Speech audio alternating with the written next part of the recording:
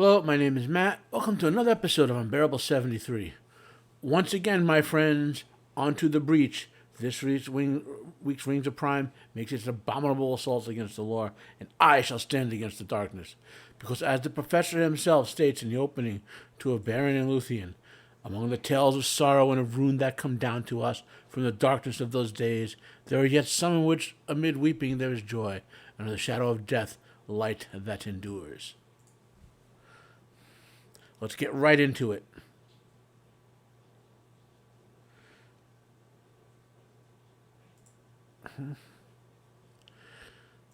So our first slide comes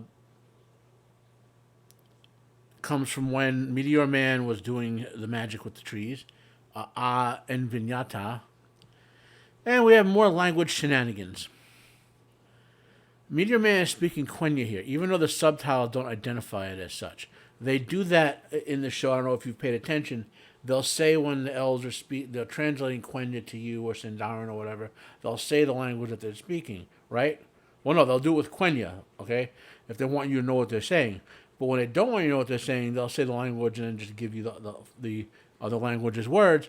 And in this case, when they don't want you to know what language they're saying, they'll just put words on the screen. Now, I am not, as I said, a linguist or a master of Tolkien's languages, but I've read the material over the years to have picked up words and phrases here and there. So early in this show, I heard some words and phrases, and I'm like, that's Quenya, I think.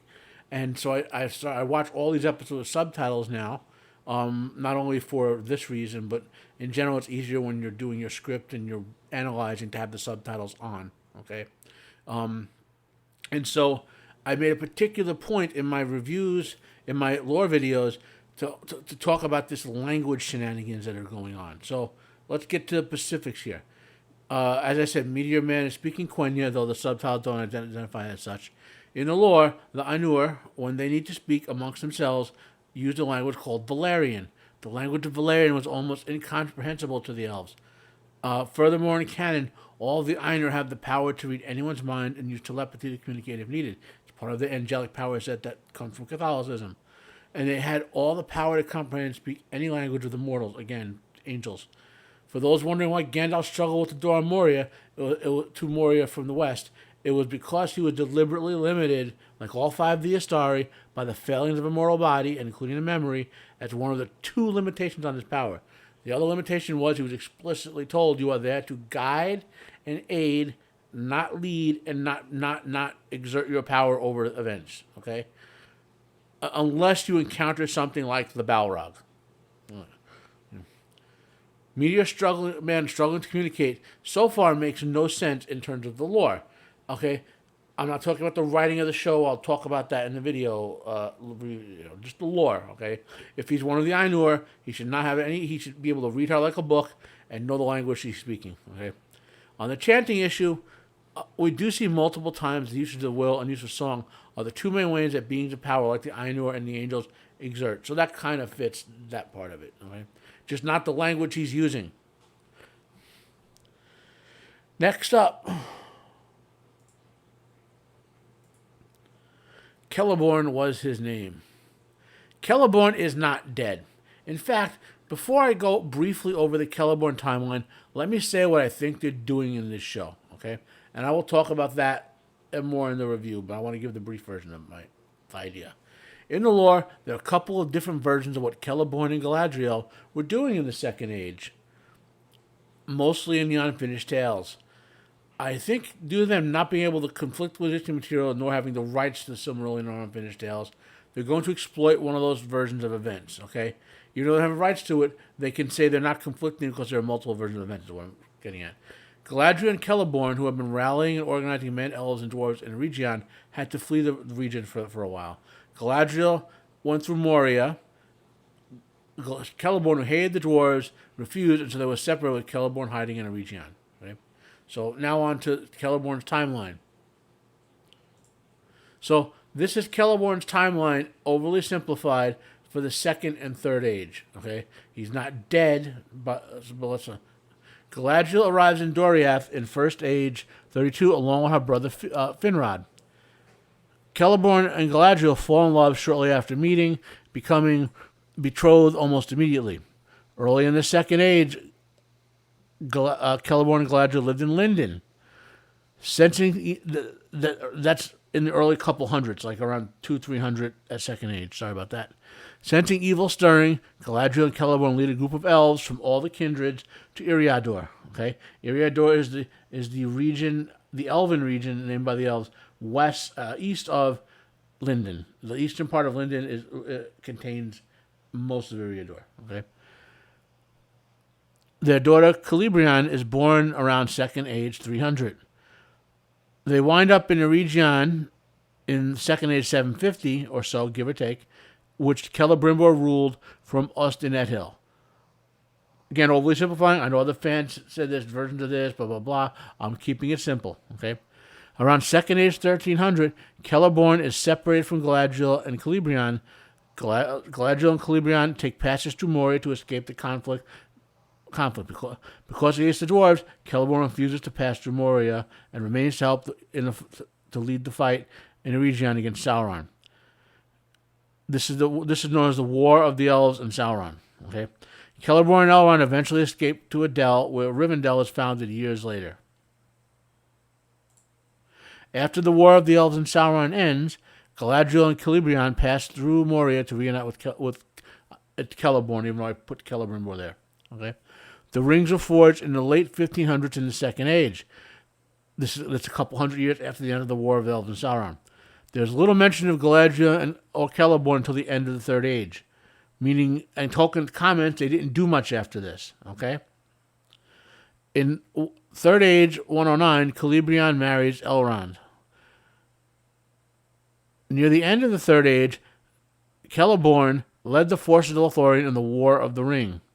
Meaning he led them physically, and Galadriel led them with power and knowledge. They were they were the co-rulers of Lothlorien. Okay, they were deeply involved in whatever each other did.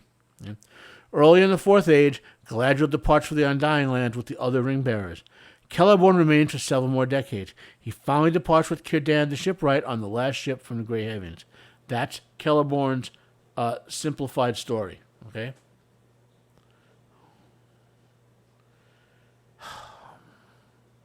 Let's move on to an atrocity now. Daughter of Ar-in-Zeladun vows this. No, just fucking no. Tarmiriel's father is Tar Palantir. The name Inzuladun is the Adonaic name, which is the ancestor of the Westron language I talked about last video, given to Tar Palantir by his father, Ar-Gimilzor, who was a kingsman that despised the elves and the Valar. The kingsmen used the Westernese or Adonaic language to the exclusion of any elven tongues because they rejected the elves as friends. Okay, Tar Palantir rejected the ways of the kingsmen and that name and his philosophy when he changed his name to Tar Palantir. Tarmiriel in the lore is like Tar Palantir. She's a friend of the elves and wants to return to the ways of the faithful. She would never use her father's Adonaic name because she knows it would be a grave insult to him. Let's move on. Pelargir, they called it. They say there's fresh land, fresh water. In the lore, Pelargir was established in Second Age 2350 by the faithful of Numenor, not anyone from the mainland. This was over 800 years before Numenor sunk. In Second Age 3220, after the sinking of Numenor, Pelargir was one of the founding cities of Gondor when the surviving faithful formed it. Long story short, Elendil led the 7 surviving ships of the faithful.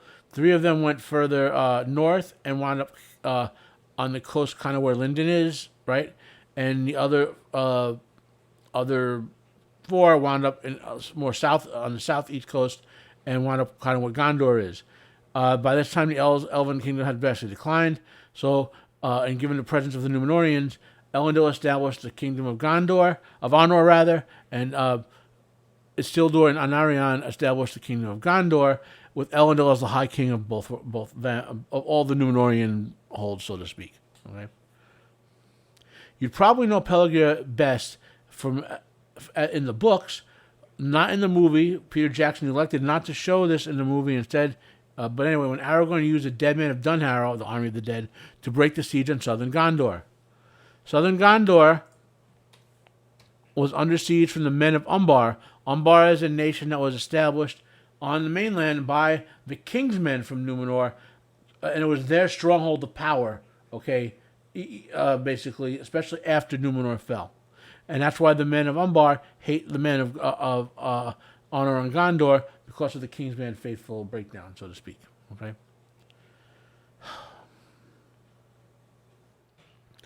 And to the last part. Blazing.